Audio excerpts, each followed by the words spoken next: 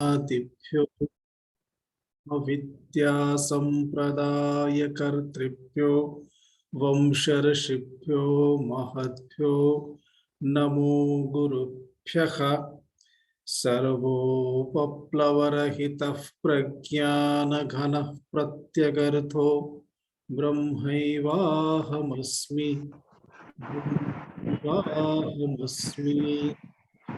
शङ्करं शङ्कराचार्यं केशवं बादरायणं सूत्रभाष्यकृतौ वन्दे भगवन्तौ पुनः पुनः। ईश्वरो गुरुरात्मेति मूर्तिभेदविभागिने व्योमवद्व्याप्तदेहाय दक्षिणामूर्तये नमः। ॐ सहना भवतु सहनौ भुनक्तु सह वीर्यङ्करवावहै तेजस्विनावधीतमस्तु मा विद्विषावहै। ॐ शान्ति शान्ति शान्तिः। वेदो नित्यमधीयतां तदुदितं कर्मस्वनुष्ठीयतां तेनेशस्य विधीयतामपचितिः काम्येमतिस्त्यज्यतां पापौघः परिधूयतां भवसुखे दोषोऽनुसन्धीयताम् आत्मेच्छाव्यवसीयतां निजगृहात् पूर्णं विनिर्गम्यताम् संगः सत्सु विधीयतां भगवतो भक्तिर्दृढाधीयतां शान्त्यादिः परिचीयतां दृढतरं कर्माशु सन्त्यज्यताम् सद्विद्वानुपसृप्यतां प्रतिदिनं तत्पादुका सेव्यतां ब्रह्मैकाक्षरमर्थ्यतां श्रुतिशिरो वाक्यं समाकर्ण्यतां ब्रह्मैकाक्षरमर्थ्यतां श्रुतिशिरो वाक्यं समाकर्ण्यताम्। एवं एतावता भगवता शंकराचार्येण सूचितं यत्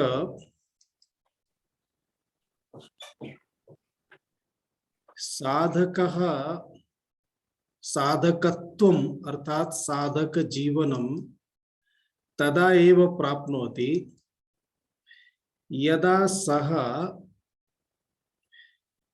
आत्मज्ञान विषये अर्थात अहम कः इति तस्य यदा जिज्ञासा उत्पन्ना भवति। यदा जिज्ञासा उत्पन्ना भवति तदा एव सः जिज्ञासायाः समाधानाय प्रयासं करोति। पुनः जिज्ञासा अपि तदा एव उत्पन्ना भवति यदा संसारे यत्किमपि अस्ति तेषु पदार्थेषु महत्त्वं न्यूनं भवति। यदा विषय भोग पदार्थानां विषये अस्माकं महत्त्वम् अर्थात महत्त्व बुद्धिः महत्त्व भावना अधिका भवति तदा वयं संसारस्य विषयं प्रति धावनं कुर्मः। परं यदा संसारस्य विषयान् सर्वान् दृष्ट्वा अस्माकं बोधः भवति सर्वेपि विषयाः तु अन्ततो गत्वा कदापि समाप्तिं न गच्छन्ति। मनसः शान्तिः कदापि न लभ्यते। मनः सर्वदा अशान्तमेव भवति। यावदपि अस्ति न्यूनमेव इति प्रतीयते। मम समीपे बहु अधिकम् अस्ति चेत् अहम् अन्यं पश्यामि तदानीं ज्ञायते मम समीपे तावदधिकं नास्ति। एवं अधिकं नास्ति इति दृष्ट्वा पुनः समस्या। अतः अधिकमस्ति चेत् व्ययः भवति अथवा उपभोगेन नाशः भवति। पदार्थः अस्ति, वस्तु अस्ति, गच्छता कालेन पदार्थः समाप्तः भवति। एवं यदा विषयान् पश्यति, तद्विषये चिन्तयति, तदा चिन्तनस्य कारणेन अन्ततो गत्वा किं प्राप्यते इति वयम् अग्रेपि चिन्तयामः। इदानीं केवलं भूमिकायां वदामि। अन्ततो गत्वा सः पुनः तादृशं किम् अस्ति यत् प्राप्यते चेत् पुनः अन्यस्य प्राप्तेः आवश्यकता न भवति, अथवा तादृशं सुखम् अस्ति वा यत् सुखं प्राप्य पुनः तत् सुखं सदा सर्वदा तिष्ठति। तादृशी शान्तिः कथं प्राप्यते? कदापि मनः अशान्तं न भवतु। एवं यदा विचाराः आगच्छन्ति तदा तदर्थं ये जनाः तादृशाः सन्ति, येषां मनसि शान्तिः दृश्यते, ये सदा सर्वदा सुखिनः इति प्रतीयन्ते, तादृश जनानाम् अन्वेषणं करोति, तान् पश्यति, तान् पश्यन् भवति, विचारं करोति, तैः सह चर्चां करोति। अन्ततो गत्वा तेन ज्ञायते यत् भगवत् चर्चा, भगवत् ज्ञानं सः मार्गः अस्ति। अतः भगवद् भक्तिं प्राप्नोति, भगवत् चर्चां शृणोति। ततः शास्त्रवाक्यानि, श्लोकाः, व्यासमुनीनां कथनानि, वचनानि यदा वयं शृणुमः, समक्षम् आगच्छन्ति, तदा तद्विषये पुनः विचारः भवति। एवं विचारं कृत्वा तस्य समीपं गत्वा अस्माकं किञ्चित् जिज्ञासा समाधानाय प्रयासस्य आवश्यकता भवति, इच्छा अपि भवति। तदर्थं वयं तस्य समीपं गच्छामः। अतः तादृश विद्वज्जन समीप गमनम् एव अस्ति सद्विद्वान् उपसर्पणम्। उपसृप्यताम्, उप उपसर्ग पूर्वक सृप धातु अस्ति सर्पणे गमनम्, अर्थात उप इत्युक्ते समीपम्, उपगमनम्, उपसर्पणम्।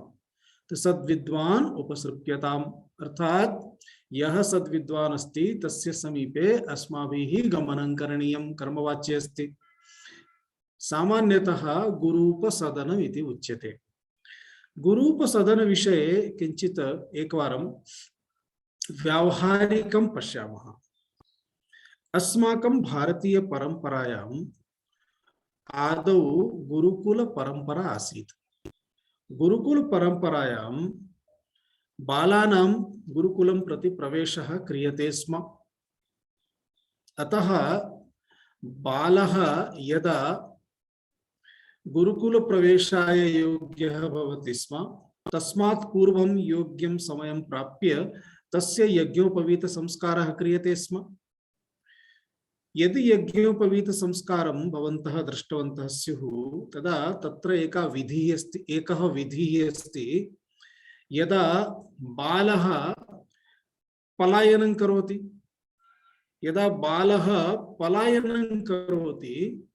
तदा तं बालं ग्रहीतुं गृहजनाः, गृहजनेषु विशिष्य मातुलः, अन्ये च तं बालं ग्रहीतुं तस्य पृष्ठतः धावन्ति।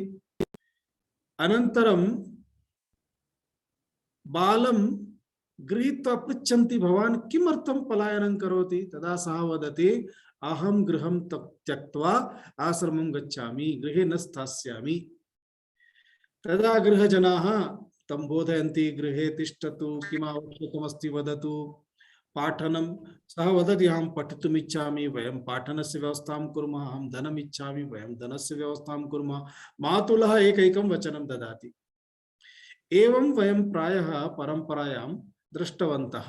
कदाचित् भवितुम् अर्हति, नापि दृष्टं स्यात्, यतः इदानीं परंपरा एव प्रायः लुप्ता एव अथवा लोपं प्रति शनैः शनैः परंपरा जायमाना अस्ति। किमपि भवतु, आहत्य आशयः कः अस्ति? तस्मिन् समये गुरुः तस्य कर्णे गायत्री मंत्रस्य उपदेशं करोति। तदा आरभ्य सः संध्यावन्दनं करोति, गायत्री जपं करोति, नित्यक्रमः गुरुकुलं प्रविशति। कदाचित् सः बालः अथवा तस्य बालस्य यज्ञोपवीत संस्कारः गृहे न जातश्चेत् गुरुकुलं यदा प्रविशति तदा गुरुकुले आचार्याः तस्य यज्ञोपवीत संस्कारं कारयन्ति। सामूहिक यज्ञोपवीत संस्कारः सर्वेषां बालानां तदा क्रियते। अतः यज्ञोपवीत संस्कार अनन्तरं गुरोः समीपे तस्य वासः भवति, तत्र सः अध्ययनं करोति। एवं गुरूपसदनं सामान्य ज्ञानार्थम् अपि अस्माभिः दृष्टम्। इदानीन्तन लोके गुरुकुल व्यवस्था नास्ति, परं शिक्षण व्यवस्था अस्ति। परंपरासु लोपः दृश्यते, परन्तु इदानीमपि पठितुं बालाः विद्यालयं प्रविशन्ति। कदाचित् सर्वेषु विद्यालयेषु वासस्य व्यवस्था न भवति, परन्तु केषुचित् विद्यालयेषु वासस्य व्यवस्था भवति। तत्र ते किञ्चित् विशेषरीत्या पाठयितुं प्रयासं कुर्वन्ति। अत्रापि एतस्मिन् युगेपि बहूनि तादृश गुरुकुलानि सन्ति, येषु गुरुकुलेषु सहस्राधिकाः छात्राः भवन्ति, पठनं कुर्वन्ति, परम्परानुसारं ते अध्ययनं कुर्वन्ति। परन्तु एतानि गुरुकुलानि इदानीम् आधुनिक गुरुकुलानि इति वयं वदामः। अस्तु, प्रायः विश्वे सर्वत्र तथा विद्यालयाः सन्ति यत्र छात्राः गत्वा पठित्वा प्रत्यागच्छन्ति। इदानीं तु आधुनिकयुगे आधुनिकं तन्त्रमस्ति, तन्त्रम् अर्थात् टेक्नोलॉजी। अतः कदाचित् विद्यालयस्य गमनं भवति, कदाचित् विद्यालयं प्रति गमनस्य आवश्यकता अपि न भवति, शिक्षणं प्राप्यते। परन्तु आशयः एकः एव अस्ति, किमपि ज्ञानं प्राप्तव्यं चेत् कश्चन आचार्यः, शिक्षकः, ज्ञाता, गुरुः आवश्यकः एव। तस्य संपर्कः करणीयः भवति। तस्य समीपं गत्वा अथवा कथंचित् अपि सः पाठयेत्, वयं पठामः। कदाचित् तंत्र माध्यमेन सामीप्यं प्राप्यते, यथा अहम् इदानीं भवतां सर्वेषां समीपे अस्मि, तद्वत् एवं सामान्य ज्ञानस्य कृते अपि गुरुः, शिक्षकः आवश्यकः एव। अस्तु, सामान्य ज्ञानं तु स्थूल ज्ञानम् अस्ति। एतत् ज्ञानं न तथा सूक्ष्म ज्ञानम्। अतः सामान्य ज्ञानं पाठयितुं जनाः उपलब्धाः सन्ति, परन्तु आत्मनः विषये अहं कः इति यदा प्रश्नः भवति, तदा तस्य ज्ञानार्थं सामान्याः केऽपि पर्याप्ताः न भवन्ति। कदाचित् ते कानिचन उत्तराणि दद्युः, परन्तु तस्मात् अथवा तेभ्यः उत्तरेभ्यः अस्माकं सन्तुष्टिः न भवति। अतः यावत् कालपर्यन्तं यः आत्मनः विषये सम्यक् ज्ञातवान् नास्ति, तादृशः कश्चन यावत् कालं न उपदिशति, तावत् कालम् अस्माकं मनसि तेषां प्रश्नानां सम्यक् समाधानं न प्राप्यते। अतः उच्यते शास्त्रेषु, सः कीदृशः शिक्षकः भवति, सः सद्विद्वान् भवति। सद्विद्वान् भवति इत्युक्ते सः शास्त्रेषु उच्यते श्रोत्रिय ब्रह्मनिष्ठः। भगवान् शंकराचार्यः आदिगुरुः सदा सर्वदा एतद् विषये वदति, यादृशः अपि विद्वान् स्यात्। बहूनि शास्त्राणि सः पठितवान् चेदपि यदि सः पारंपर्यः नास्ति, परंपरातः विद्वत्तां सम्पादितवान् नास्ति, केवलं तर्कबुद्धेः उपयोगं कुर्वन् भवति, श्रोत्रियः नास्ति, ब्रह्मनिष्ठः नास्ति, तदा ब्रह्मोपदेशाय सः उपयुक्तः नास्ति। अन्यत् सर्वम् उपदेशं कर्तुं सः शक्नोति। पुराणानि पठितुं पाठयितुं शक्नोति, उपदेष्टुं शक्नोति, तद्विषये प्रवचनानि कर्तुं शक्नोति, अथवा अन्यविधं यत्किमपि शास्त्रमस्ति तेषां शास्त्राणां तर्कादि तर्कशास्त्राणाम् इत्यादि शास्त्राणां पठन पाठनं कर्तुं शक्नोति। कदाचित् सः योगसूत्रं पातंजलि योगसूत्रम् अपि पाठयितुं शक्नोति, समस्या नास्ति। परन्तु यदा यदा यत्र यत्र ब्रह्मणः विषये प्रश्नः भविष्यति तस्य समाधानं सः दातुं न शक्नुयात्। यतः ब्रह्मणः विषये समाधानं दातुं तदा एव शक्यते यदा ब्रह्मणः विषये स्वस्य विषये च सम्यक् ज्ञानम् अस्ति। तत्पदार्थ विषये त्वं पदार्थ विषये, तत् इत्युक्ते ईश्वर परमात्मा, सः पदार्थः तत्पदार्थः, त्वं पदार्थः इत्युक्ते जीवः। द्वयोः यावत् कालपर्यन्तं सम्यक् ज्ञानं नास्ति, अर्थात् द्वयोर्मध्ये अभेदः अस्ति। अभेदः इत्युक्ते द्वयोः मध्ये भेदः नास्ति। अभेदः इत्युक्ते अभेदः अस्ति इति अर्थः न स्वीकरणीयः, परं द्वयोः मध्ये भेदः नास्ति इति अर्थः प्राप्तव्यः। समयं प्राप्य अभेदः वदामश्चेत् अभेदः इति वदामश्चेत् कः विप्रतिलोपः भवति तदहं वदिष्यामि कदाचित् समयं प्राप्य। आहत्य तादृशं यः उपदेष्टुं शक्नोति सः एव आचार्यः अस्माभिः गन्तव्यः। अतः ज्ञानं यादृशम् अपि भवतु, परन्तु आचार्यः कश्चन आवश्यकः भवत्येव इति सिद्ध्यते। भगवान् शङ्कराचार्यः वदति, इदानीं यदि एतावन्ति साधनानि भवतः समीपे सन्ति, कर्माणि सम्यक् त्यक्तवान् अस्ति, शमदमादि साधनानि उपलब्धानि सन्ति, भगवन्तं प्रति भक्तिरपि दृढा अस्ति, सत्संगद्वारा भवान् स्वस्य भक्तिम् इतोपि सम्यक् सम्पादितवान् अस्ति। इदानीं यदि गुरूपसदनं करोति, गुरोः समीपं गच्छति, तदा गुरोः समीपं गत्वा वेदान्तवाक्यानां श्रवणं करोतु। अर्थात् तदेव अस्ति उपदेशः। एतदर्थमेव उपनिषद् इति उच्यते। उपनि उपसर्गपूर्वक शदृलि गति विशरण अवसादन अर्थेषु। अर्थात् गुरोः समीपं गत्वा आत्मज्ञान विषयकं श्रुतिवाक्यं यत् शृणोति तदेव वेदान्तवाक्यम् इति उच्यते। तेन वाक्येन मोक्षप्राप्तये मार्गाः सर्वे प्रशस्ताः भवन्ति। अतः तादृश गुरूणां समीपं गन्तव्यं भवति। वयं जानीमः महाभारत युद्धे अर्जुनस्य का स्थितिः आसीत्? किं कर्तव्य विमूढः, किं करणीयमिति किमपि निर्णयं कर्तुं सः आशक्तः। तस्य स्थितिं वयं सम्यक् स्मरामः। अन्ततो गत्वा यदा भगवान् श्रीकृष्णः तम् आरम्भे तर्जितवान् एव, कीदृशः मनुष्यः भवान्, कथं किल्बिषं भवतः मनसि प्रविष्टं, दोषः प्रविष्टः, एवं भवान् नपुंसक इव कथमाचरणं करोति, क्लैब्यं कथं गतः भवान्।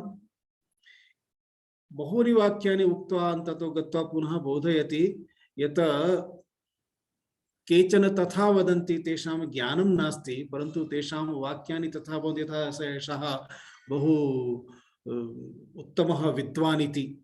अतः भवतः वचनमपि तादृशमेव अस्ति, बुद्धिपूर्वकं नास्ति इत्यादिकं यदा बहुविधं बोधयति तदा तस्य मनसि किञ्चित् तथा स्पष्टता भवति, परन्तु किं करणीयमिति अस्पष्टता अस्ति। अतः सः अन्ततो गत्वा यः बाल्यसखा कृष्णस्य, यः अर्जुनः, सः एव अर्जुनः इदानीं सखास्थानं त्यक्त्वा शिष्यस्थानं प्रति प्रार्थयति। अतः वदति शिष्यस्तेहम्। हे कृष्ण, हे माधव, अहं ते तव शिष्यः, अहं त्वां प्रपन्नः अस्मि, त्वां प्रपन्नं मां त्वं शाधि। भवतः समीपं भवतः चरणयोर्मध्ये इदानीम् अहम् आगतः अस्मि, एतादृशम् आगतं मां कृपया उपदिशतु। शाधि इत्युक्ते उपदिशतु, मम उपदेशं करोतु, शासनं करोतु इत्यर्थः। यदा कृष्णं गुरुरूपेण सः अङ्गीकरोति, स्वयं च शिष्यः इति गत्वा मां शिष्यत्वेन अङ्गीकरोतु इति निवेदयति। अत्र एतद् वाक्यमेव दर्शयति। बहवः वदन्ति यदा गुरुः स्वयमेव शिष्यस्य अन्वेषणं कुर्वन् आगच्छति। यदि एवमस्ति तर्हि भगवान् शङ्कराचार्यः कालडीतः बाल्यावस्थायामेव सर्वं त्यक्त्वा नर्मदा तटम् तत्र नर्मदा तटे यत्र गुरुः गोविन्दपादाचार्यः आसीत् तत्र गत्वा सः गुरोः चरणं किमर्थं प्राप्नोति? यदि एवम् अस्ति चेत् तथा न शक्यते खलु। गुरुः गोविन्दपादाचार्यः कालनीं गत्वा केरलं गत्वा भगवन्तं शङ्कराचार्यं किमर्थं न स्वीकृतवान्? अतः एवं मनसि कदापि कल्पना न करणीया। तो गुरुः शिष्यस्य अन्वेषणं कृत्वा आगच्छति इति एकम्। द्वितीयं, शिष्यः गुरोः अन्वेषणं करोति एवमपि नास्ति। गुरोः अन्वेषणम् इति विषयः नास्ति, परन्तु तत् सत्यमस्ति।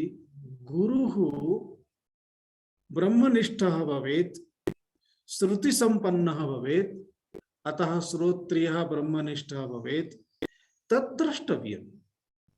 एवं चेत् अस्माकं यदा पुण्यकर्माणि भवन्ति, भक्तिमार्गः अस्माभिः प्राप्यते, वयं यदा जनान् शृणुमः तदा अस्माकं दृष्टिपथे दृष्टिपथं प्रति तादृशाः अपि आगच्छन्ति।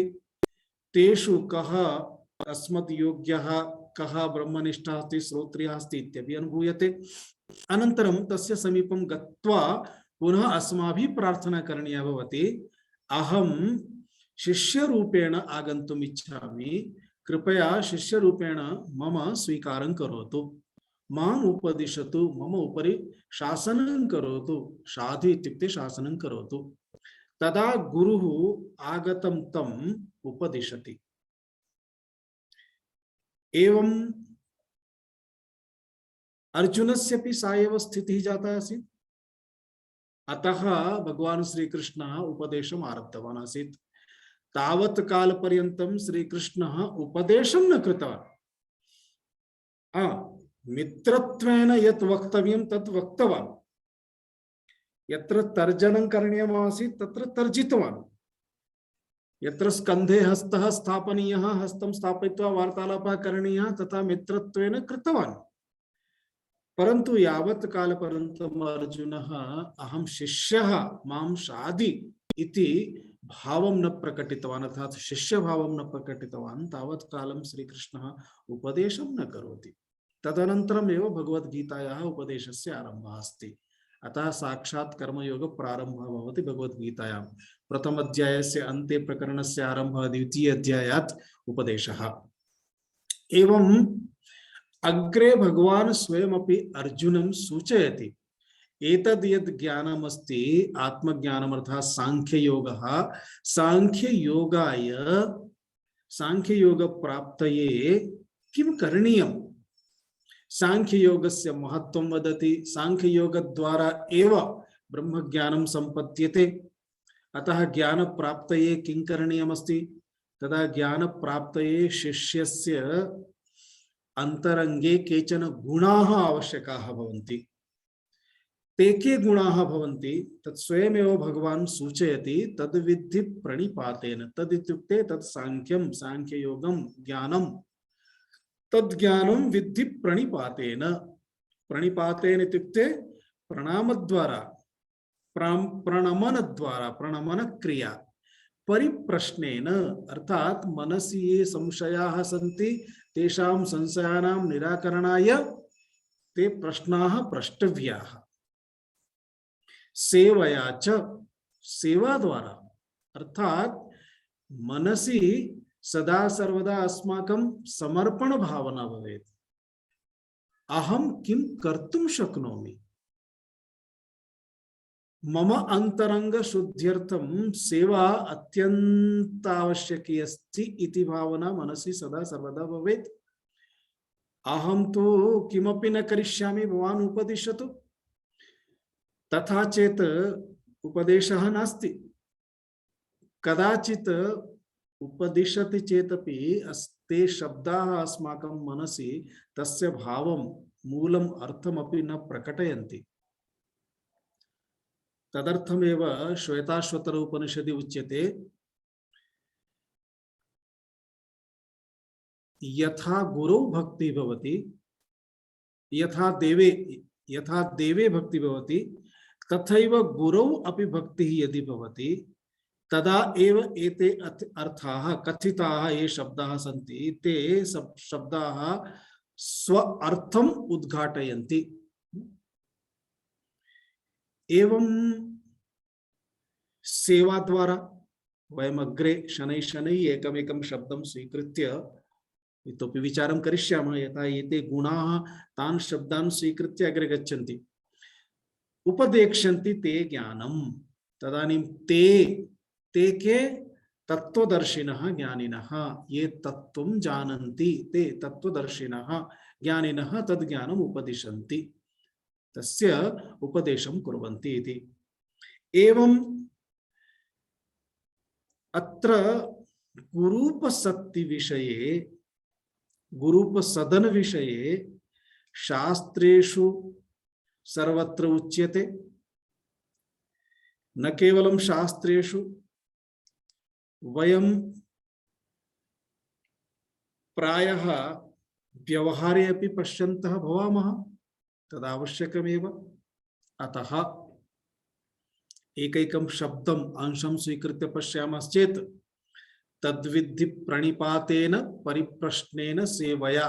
प्रणिपातेन परिप्रश्नेन सेवया शब्दत्रयमस्ति।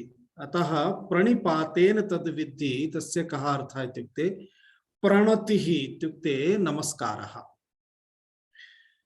कीदृशः नमस्कारः? साष्टांगं प्रणतिः इति विशेष प्रणामः उच्यते। कथं सः विशेष प्रणामः इति?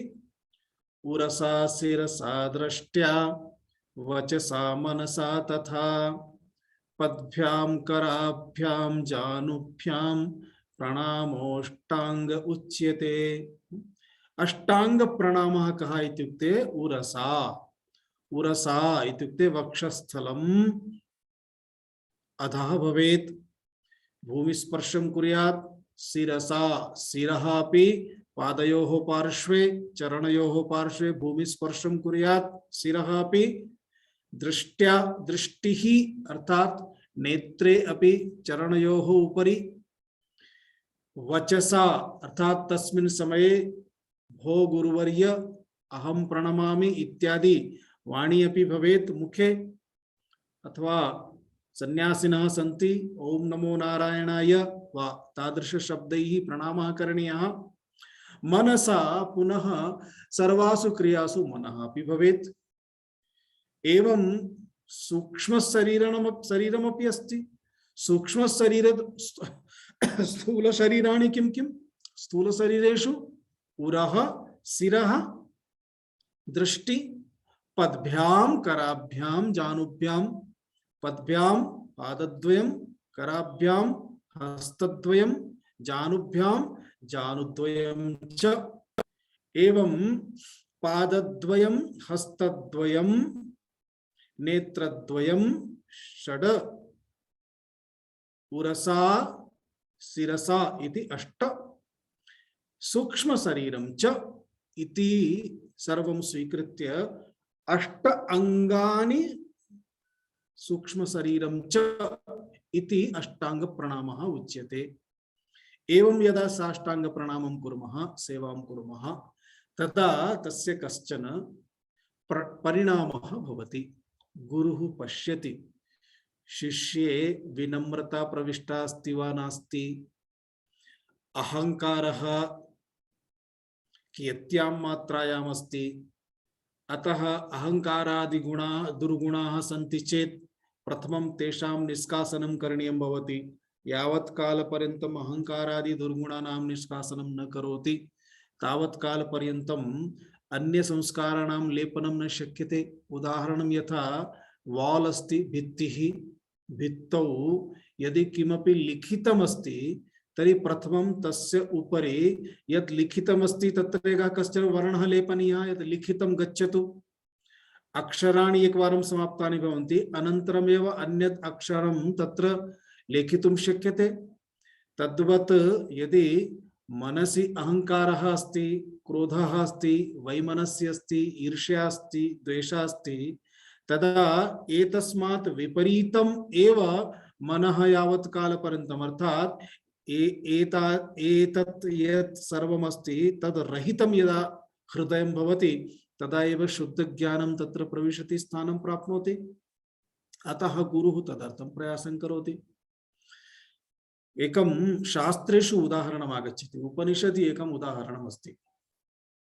किं तदित्युक्ते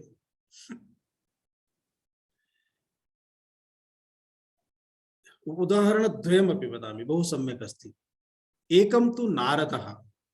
नारदः महान् भक्तः, पुनः सर्वाणि शास्त्राणि सः जानाति स्म, सर्वाः कलाः अपि जानाति स्म, तथापि तस्य मनसि शान्तिः नासीत्।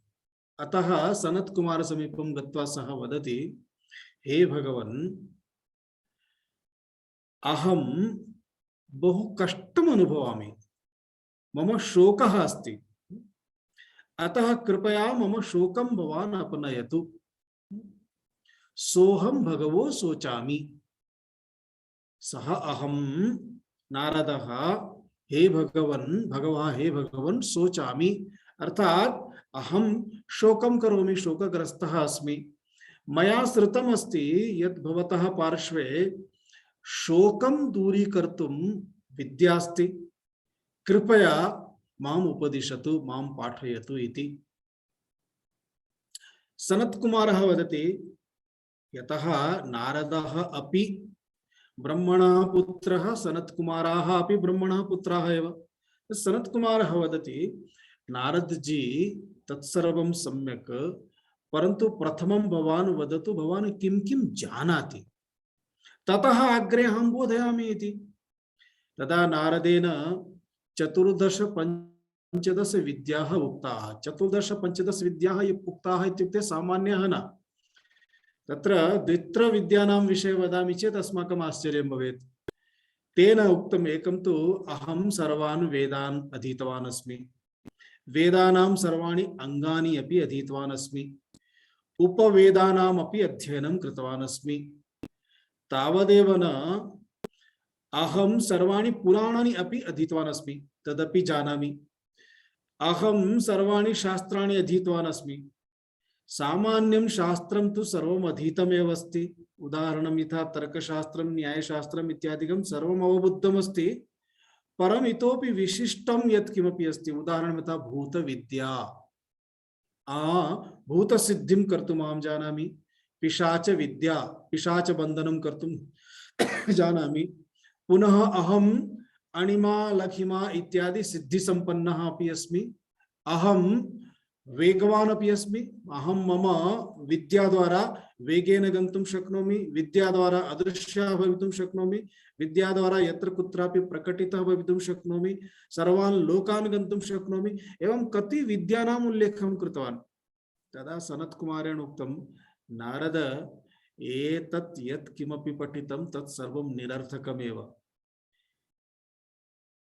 एताः विद्याः याः सन्ति, एतासु एका अपि विद्या शान्तिं नैव प्रददातुं शक्नोति। अतः शान्तिप्राप्तये तु केवलं ब्रह्मविद्या एव प्राप्तव्या। तदा ब्रह्मविद्याम् उपदिशति इति एकं नारदविषये। द्वितीयम्, एकवारम् इन्द्रेण श्रुतं यत् काचित् एका विद्या अस्ति, सा विद्या यदि अधिगृहीता भवति तदानीं ब्रह्मांडे यत्किमपि अस्ति तत् सर्वं प्राप्यते। अतः तत् धनं निश्चयेन, सा विद्या निश्चयेन मया प्राप्तव्या इति सर्वान् देवान् उक्त्वा सः वदति, अहं स्वयमेव तां विद्यां प्राप्तुं ब्रह्मणः समीपं गच्छामि, यतः ब्रह्माजी तां विद्यां जानाति इति अस्ति। एवं इन्द्रः ब्रह्मलोकं प्रति प्रस्थानं करोति। तस्मिन्नेव समये अत्र असुरलोके विरोचनः आसीत् राजा। विरोचनः अपि श्रुतवान् काचित् एषा एतादृशी एका विद्या अस्ति, या विद्या प्राप्यते चेत् सर्वमपि ज्ञातं भवति, सर्वविधं कष्टं दुःखं सर्वं निर्गच्छति, अतः सा विद्या प्राप्तव्या। ब्रह्माजी एव गुरुः अस्ति, अतः ब्रह्माजी समीपं सोऽपि प्रस्थानं करोति। द्वौ ब्रह्मलोकं प्रति समकाले एव प्राप्नुतः। तौ द्वौ दृष्ट्वा ब्रह्मणः मनसि अपि आश्चर्यमभवत्, कथं विपरीतस्वभावशालिनौ द्वौ इदानीं समकाले एव आगतौ इति। आगत्य इदानीं द्वौ परस्परं मुखमपि न पश्यतः तत्र गत्वा ब्रह्मणं प्रणमन्ति, अर्थात् प्रणामं कुरुतः, अनन्तरं निवेदयतः यत् एवं श्रुतमस्ति, अतः कृपया माम् उपदिशतु इति स्वतन्त्रम् उक्तवन्तौ द्वौ। ब्रह्माजी वदति, अस्तु, इदानीम् एकं कार्यं करोतु, कानिचन वर्षाणि एवमेव अत्र तिष्ठतु, एतस्मिन् लोके सेवां करोतु। अतः एतस्मिन् लोके स्वच्छतादिया कापि सेवा अस्ति, यत्किमपि कार्यम् अस्ति सर्वं कुर्वन्तु। अहं पिता इति भवन्तः वदन्ति किल, तर्हि पितुः सेवां कुर्वन्तु। एवं एकवर्षं, वर्षद्वयं, पञ्चवर्षाणि न, 32 वर्षाणि, 32 इयर्स, एकवारं ते प्रथमपर्याये 32 वर्षाणि स्थितवन्तौ तौ द्वौ अपि। 32 वर्षाणाम् अनन्तरं ब्रह्मा आहूय एकं वाक्यम् उपदिशति। ते सम्यक् न अवगतवन्तः। अनन्तरं ब्रह्मा पुनः उक्तवान्, अस्तु, कारणं 32 वर्षस्य श्मश्रु वर्धिता आसीत्, दीर्घा श्मश्रु, जटा, अनन्तरं राजसीय वस्त्रं किमपि नासीत्, सर्वं निष्कासितम् आसीत्। आश्रमे सामान्य वेषः, सामान्य वस्त्रेण स्थातव्यम्। अतः सः उक्तवान्, भवन्तः गत्वा इदानीं सम्यक् श्मश्रु सर्वं निष्कास्य पुनः स्ववेषं धृत्वा आगच्छन्तु। एतयोः चिन्तनम् अभवत्, इदानीं प्रजापिता प्रसन्नः अस्ति, इदानीम् उपदिश्य अनन्तरं प्रेषयति अस्माकं राज्यं प्रति। ब्रह्माजी पुनः सरोवर समीपं गत्वा तत्र जले स्वस्वमुखं पश्यन्तु। पूर्वमपि तामेव क्रियां कृतवान् आसीत्, अनन्तरमपि एवमेव कृतवान्। द्वयोः आश्चर्यं, पूर्वं श्मश्रु सर्वं दृष्टम् आसीत्, इदानीं श्मश्रु नास्ति तावदेव, अन्यत् किम्। अनन्तरं सः एकं वाक्यम् उपदिश्य समापितवान्। ब्रह्माजी तु अवगतवान् यत् एतौ द्वौ किञ्चिदपि न अवबुद्धवन्तौ, परं द्वयोः मनसि अवदत् अहं ज्ञातवान् इति। अतः द्वौ प्रणामं कृत्वा अन्यत् किमपि न, धन्यवादः इति तावत् उक्त्वा अनन्तरं प्रस्थानं कृतवन्तौ। प्रस्थानसमये पृथक् मार्गेण इन्द्रः गच्छति स्म, पृथक् मार्गेण विरोचनः साक्षात् स्वलोकं प्राप्य अनन्तरम् उक्तवान्, इदानीं ज्ञातमस्ति एषः एतत् शरीरमेव, देहः एव अस्माकम् आत्मा अस्ति, अतः एतस्य देहस्य सम्यक् पोषणं पालनं करोतु, यावत् जीवं सुखं जीवेत्, ऋणं कृत्वा घृतं पिबेत्। अतः सः सम्प्रदायः इदानीमपि दृश्यते। प्रायः सर्वेपि मनुष्याः तादृशाः एव सन्ति, केवलं स्वार्थचिन्तनं, शरीरस्य सेवा एव। इन्द्रः मार्गे गच्छन् आसीत्, अनन्तरं यदा नौकाद्वारा जलतरणं करोति स्म, तदा नौकायां पुनः स्वचित्रं दृष्ट्वा चिन्तितवान्, एतद् यदस्ति शरीरं यद् मया दृष्टं, कारणम् एष अक्षिणी पुरुषः इति उपदिष्टम् आसीत्, एवं यदा दृष्टं तदानीं तेन चिन्तितं स्वरूपस्य तु परिवर्तनं भवति। पूर्वं जटा इत्यादिकम् आसीत्, इदानीं जटा नास्ति। अतः मूलं स्वरूपं किं? स्वरूपस्य मूलं यत् अस्ति चेत् परिवर्तनं न भवति, परिवर्तनम् अस्ति चेत् मूलं नास्ति। अतः सम्यक् न ज्ञातम् इति विचिन्त्य सः प्रतिगतवान्। यदा प्रतिगतवान् तदा इन्द्रः ब्रह्माजी समीपे पुनः 32 इयर्स् 32 वर्षाणि स्थितवान्। तदनन्तरं पुनः ब्रह्माजी तदेव वाक्यं भिन्नरूपेण उपदिशति, पुनः प्रतिगच्छति, पुनः तस्य संशय निवारणं सम्यक् न जातम् इति विचिन्त्य पुनः प्रत्यागच्छति, पुनः 32 इयर्स् तिष्ठति, पुनः सः प्रतिगच्छति, पुनः मनसि संशयः इतोपि न समाहितः, पुनः प्रत्यागच्छति, अन्ते पुनः 5 वर्षाणि अनन्तरं ब्रह्माजी यदा उपदिशति तदा तस्य सम्यक् बोधः भवति। अर्थात कति वर्षाणि स्थितवान् सः? 101 एकाधिक 100 वर्षाणि तत्र सः उपदेशं प्राप्तवान्, ब्रह्माजी समीपे स्थितवान्। वाक्यमेकमेव, परन्तु तस्य वाक्यस्य चिन्तनं, मननं, संशयः चेत् समाधानं वारं वारम्। एवम् आशयः कः अस्ति? एतद् ज्ञानं बहु सूक्ष्मम् अस्ति। इन्द्रः, इन्द्रसदृशः इन्द्रः सर्वविद्याधरः अपि, नारदः, नारदसदृशः नारदः सर्वविद्याधरः अपि यदि आत्मानम् एवम् अवगन्तुं न शक्नोति तर्हि अस्माकं का गतिः? अतः एतदर्थं योग्यः कश्चन विद्वान् आवश्यकः भवति। कि पश्यतु कथं भ्रमः भवति। आत्मा कः इत्युक्ते वयं सामान्यतः अहम् इति यदा वदामः तदा अहं कः इत्युक्ते आत्मनः विषये अनेके भ्रमाः सन्ति। ब्राह्मणोऽहं, क्षत्रियोऽहं, तो ब्राह्मणः क्षत्रियः इति स्थूलदेहं स्वीकृत्य, ब्राह्मणः तु यस्मिन् कुले उत्पन्नः एतस्य शरीरस्य नाम अर्थात तत् कुलं स्वीकृत्य ब्राह्मण शरीरम् इति भवति। ब्राह्मण कुले जातः तस्मात्, क्षत्रिय कुले जातः तस्मात्, अन्य कुले जातः तस्मात्। अर्थात कुलं गोत्रं स्वीकृत्य परिचयः, आत्मनः परिचयः कुलं गोत्रम् अस्ति। यतः आत्मनः तु शरीरं त्यक्त्वा कतिवारं जन्म अस्ति। एतस्मात् पूर्वं किम् आसीत्? कदाचित् सर्पः, कदाचित् अश्वः, कदाचित् शुनकः, कदाचित् गजः, कदाचित् वृक्षः। तदा किं गोत्रं, किं शरीरं, कथं ब्राह्मणः, कथं क्षत्रियः? परन्तु अहं ब्राह्मणः, अहं क्षत्रियः इति कुलं स्वीकृत्य कृष्णः गौरः, कृष्णोऽहं गौरोऽहम्, अहं कृष्णवर्णीयः, अहं गौरवर्णीयः, शरीरस्य वर्णं दृष्ट्वा एतदपि स्थूलम्। अहं स्त्री, अहं पुरुषः, शरीरस्य लिंगं दृष्ट्वा चिन्तनम्, आत्मा न तु स्त्री न तु पुरुषः।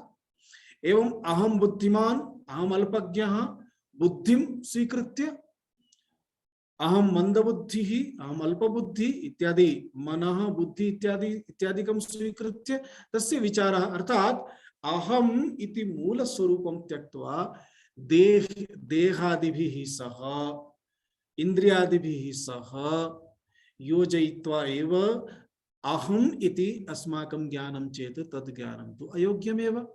एवं कति भ्रमाः सन्ति। एतेषां भ्रमाणां निवारणाय कः गणित शिक्षकः, साइंस शिक्षकः अथवा कः साइंटिस्ट उपदेष्टुं शक्नोति? कस्यापि सामर्थ्यं नास्ति। सः एव उपदेष्टुं शक्नोति यः श्रोत्रियः ब्रह्मनिष्ठः अस्ति। श्रुतिं विना, उपनिषदं विना एतद् ज्ञानं न शक्यते एव। अतः उपनिषद् ज्ञाता एव एतद् ज्ञानं दातुं शक्नोति। एतदर्थम् एतन्निमित्तं किं कः मार्गः? सर्वाः भ्रमणाः वृथा भ्रमणाः सन्ति। ताः सर्वाः भ्रमणाः अपनेतुम् एकः एव कश्चन विद्वान् एव शक्नोति। कः विद्वान्? श्रोत्रिय ब्रह्मनिष्ठः। अतः तत्र गन्तव्यं, तस्य समीपं, तस्य शरणम् अस्माभिः गन्तव्यम् इति मार्गः। एवं सद्विद्वान् उपसृप्यताम्। अस्तु, सद्विद्वान् समीपं गतं, कश्चन गुरुः प्राप्तः, गुरोः समीपं गतं, गत्वा किं करणीयं? तदा तत्पादुका सेव्यताम्, तस्य सेवा करणीया। सेवा कृता चेत् पश्यतु तद्विद्धि सेवया। सेवया अर्थात शुश्रूषा द्वारा।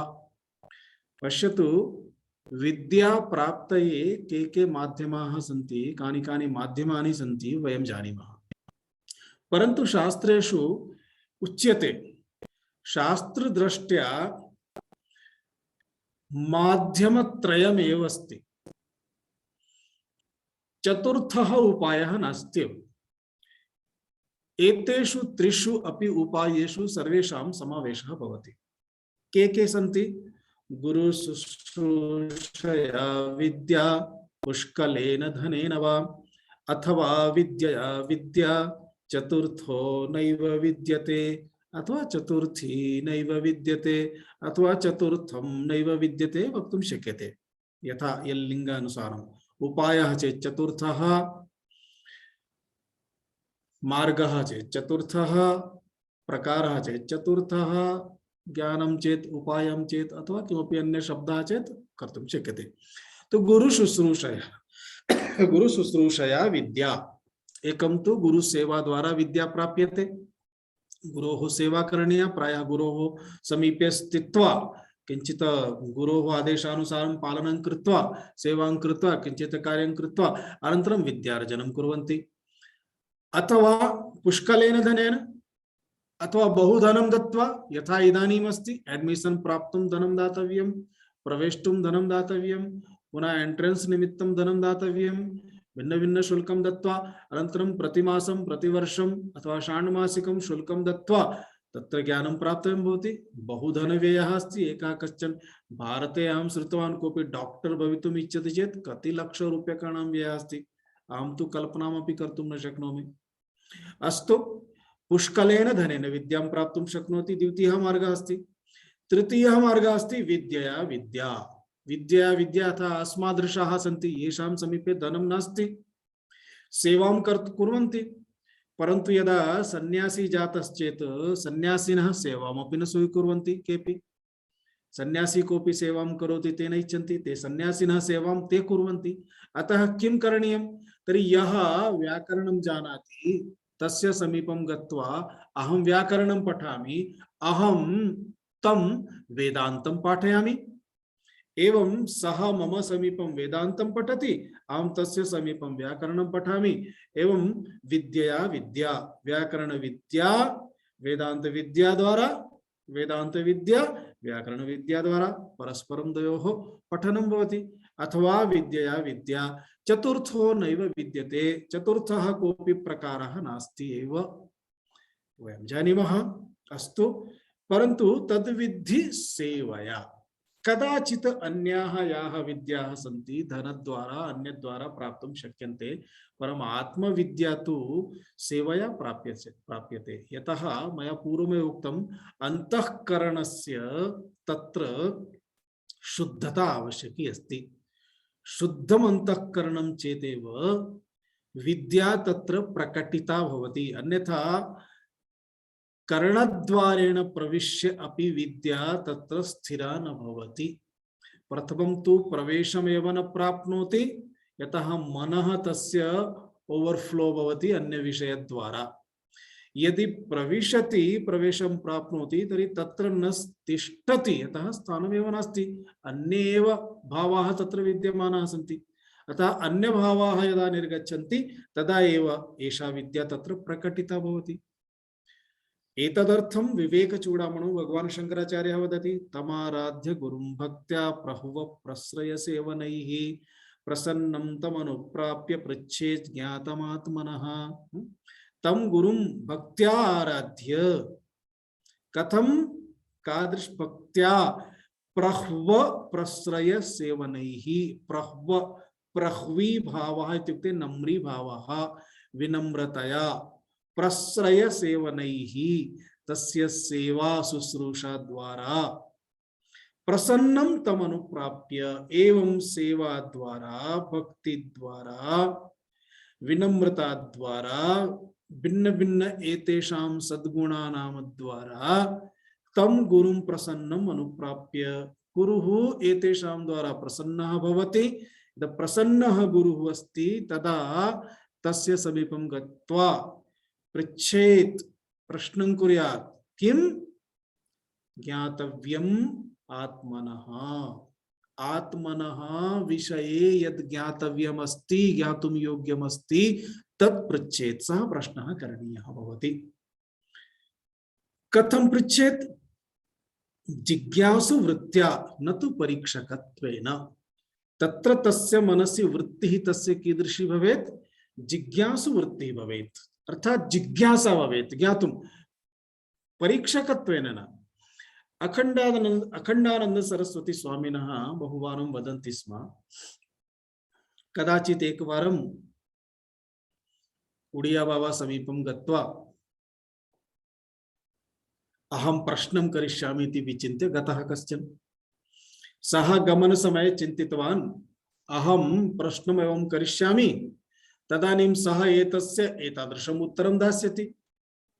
यदा एतादृशम् उत्तरं दास्यति तदा अहं तस्य तादृशं प्रश्नं करिष्यामि।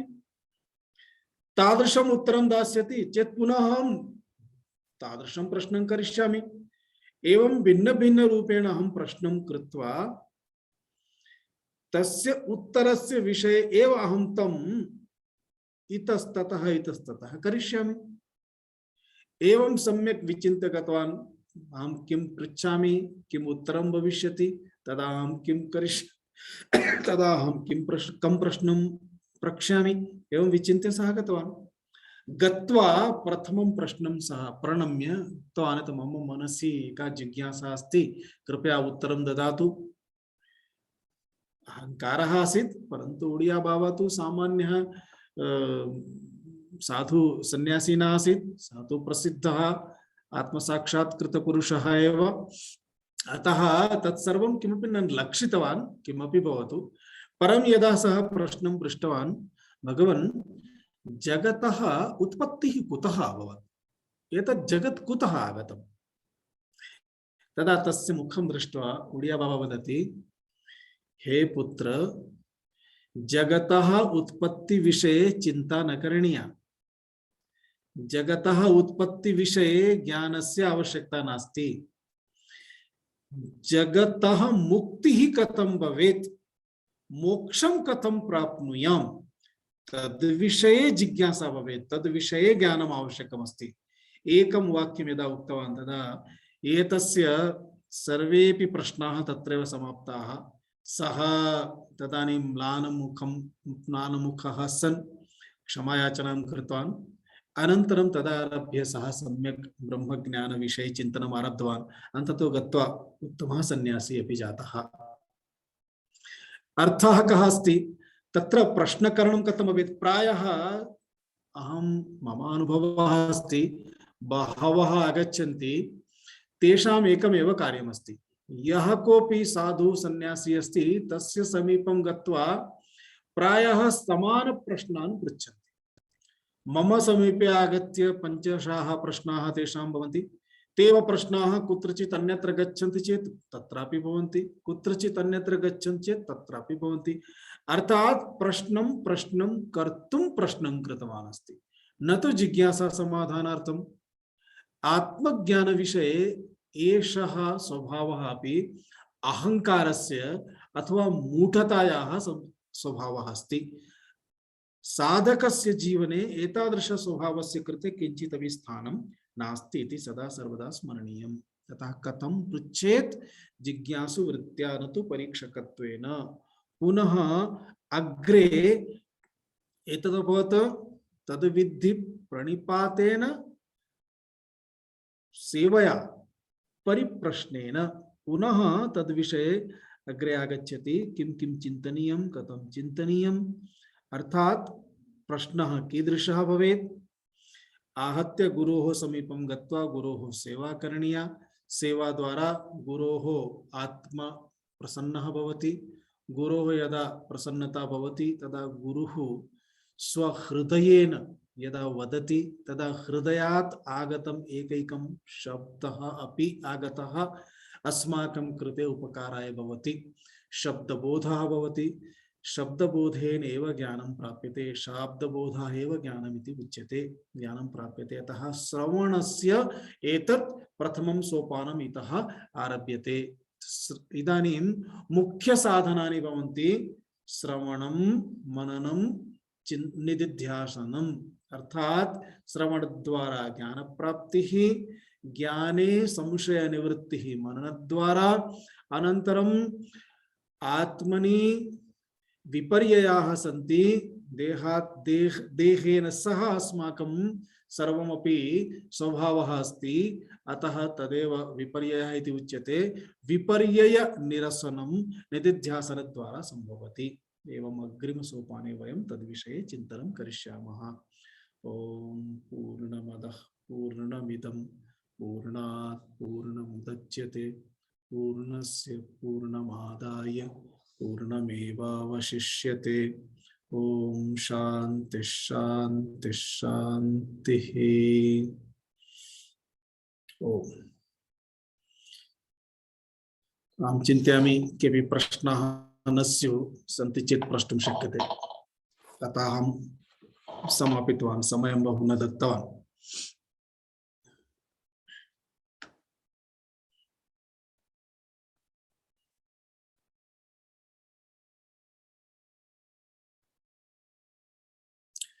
तर्हि समापयामः। अस्तु।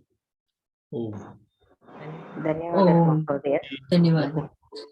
धन्यवादः धन्यवादः स्वामीजी। स्वामीजी ओम धन्यवादः। धन्यवादः।